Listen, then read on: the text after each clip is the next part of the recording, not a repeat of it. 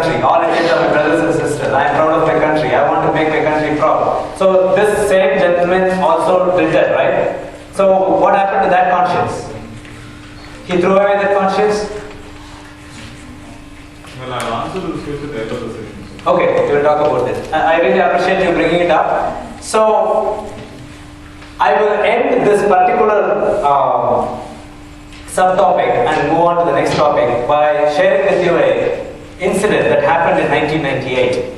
Because if population and the form of government and this happiness quotient or the justifications that people give to keep on paying bribes, all these reasons, if they are not good enough for us to end thinking like that and following suit our parents and our uncles and our grandparents, there is this incident. If this does not bother you, then there is basically something wrong with our psychology. There was a college bus belonging to the Tamil Nadu Agriculture University. How many of you know the Agriculture University in Coimbatore? Yes? So my parents, both of them were professors. So this incident shook me because I knew one of the 3 teachers in that bus. And the 3 teachers and 42 students traveled from Coimbatore to Kaviripatnam in Dharmaburi district for a college educational tour. Kaviripatnam has a farming station coming under the control of the university. So 45 of them are traveling back from Kaviripatnam to the college, back to Coimbatore. And on that particular fateful day, the leader of a political party gets arrested for corruption. Get convicted for corruption, not arrested, convicted for corruption. There is a verdict in the court. And this bus gets stopped right outside the Dharmaburi bus stand. It is not happening in some hilly, ghat section, isolated, dark place. It's happening in broad daylight. And 23 rowdies belonging to that political party. I don't know if they belong to that political party, they were just paid hooligans, mercenaries, right? Hired coolies.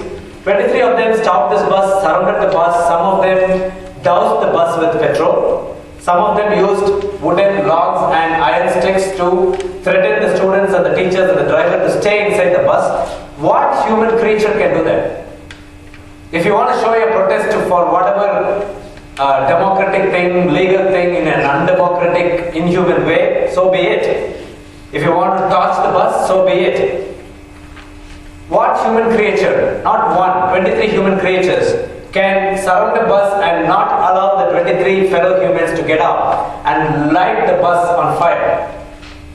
And who gives them the money? You and I give them the money. This gentleman from Bangalore and every Indian citizen that paid bribes to the Tahsildar, to the local police station, to the income tax department, to the judge, all our bribe monies find their way up the ladder. All our 50 rupees, 100 rupees and 5,000 and 10,000 rupees, bundle up, climb up the ladder, goes to the top, then climbs down the ladder on the other side, and these 23 rowdies got salary from your bribe money and my bribe money.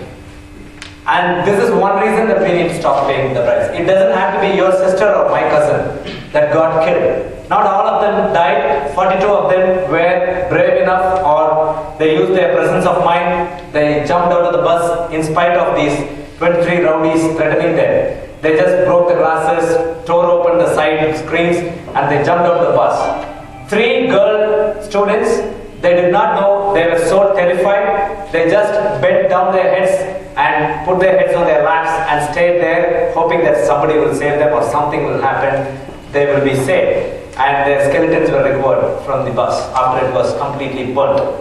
And this is one reason that we need to stop paying bribes. It might sound like a very silly thing. Everybody is paying, why should I stop? If I stop, is she going to stop? Is he going to stop? Of course not, maybe not, but then we need to do the right thing.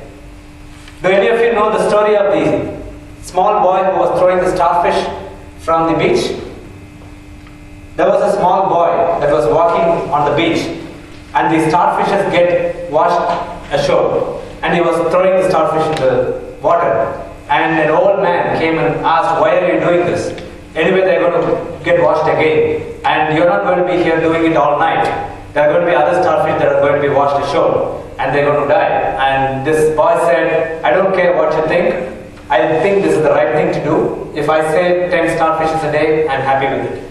So let us save more lives from getting killed from all these misdeeds that are fueled by money that we create.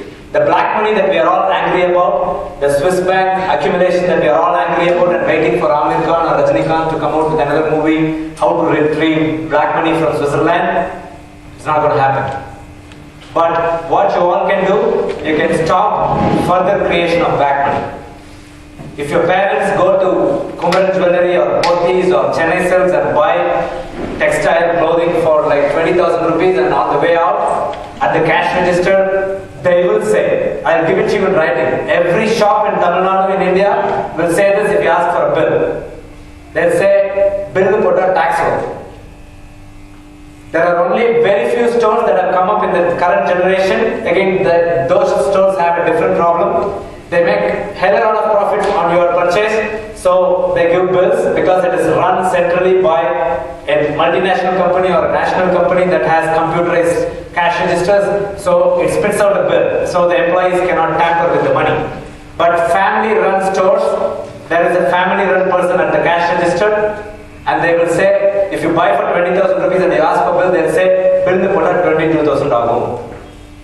Ketirukingla? How many of us have said, it's okay, give me a bill? We don't have the right to talk about black money if we don't do that. If your parents say, bill put you got to put your foot down and say, if you have the ability and smartness to earn 20,000 rupees to buy me a dress, I want you to pay the tax.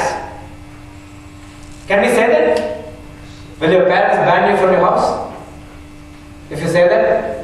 If you tell your father or mother or an uncle or an aunt who is trying to speed through a red light, when there is a red light, when other cars stop, somebody is trying to sneak through the red light, can you tell, let's stop?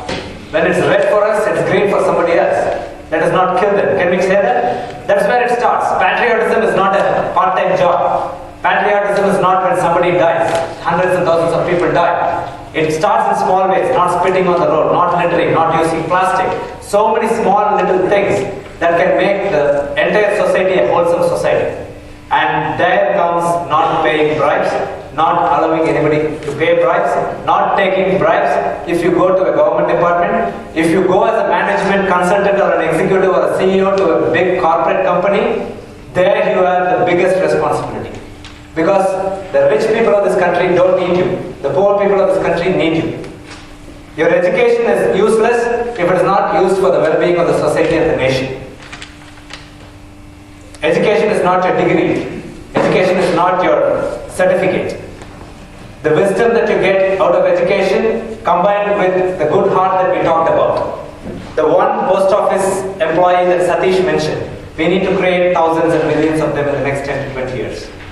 So with that, let me go to the right to information presentation, because I didn't want to go straight into the RTI presentation because it will be like so dry. If you don't know why we are learning RTI, then there's no point. It is a weapon. We need to know why we are getting to know about how to use a weapon. Yes, Ji. I have a question, sir. Sure. So you were speaking about what will happen if we, when we go to jewelry and then he gives a receipt and there's a good possibility that we'll say no to it.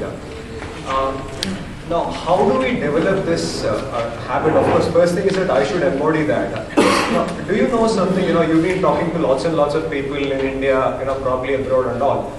Have you heard any perspectives or any insights from people about how do we develop this kind of a conscience about that we should, ask for a bill, not just in a jewelry shop, but probably in other places? Everywhere. Even if you go to a restaurant and have coffee for 45 rupees, food for 220 rupees, insist on a bill, because every money that doesn't carry a bill or a receipt is black money or bribe. Any money that you pay in the government without a receipt is a bribe.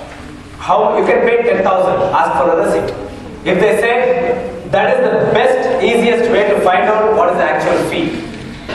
When they say 3000 rupees selavaagum, that's what they say, right? They won't say 3000 rupees lancham kodungal, appadi kekka maatanga. 3000 rupees selavaagum sir. 3000 kuduthina correct pannidala sir. It will cost 3,000 rupees. So my question, yes, how do we develop that civic sense?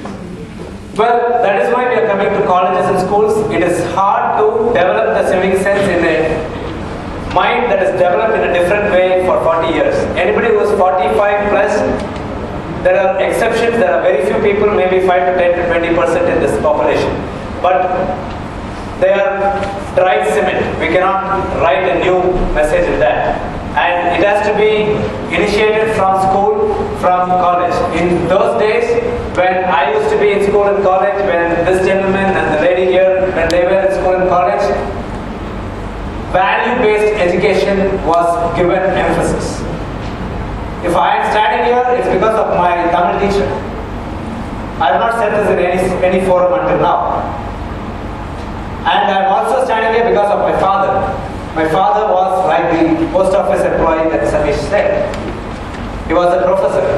I have never seen him do anything illegal or wrong or questionable to normal practice. So I find it unacceptable when somebody else does it.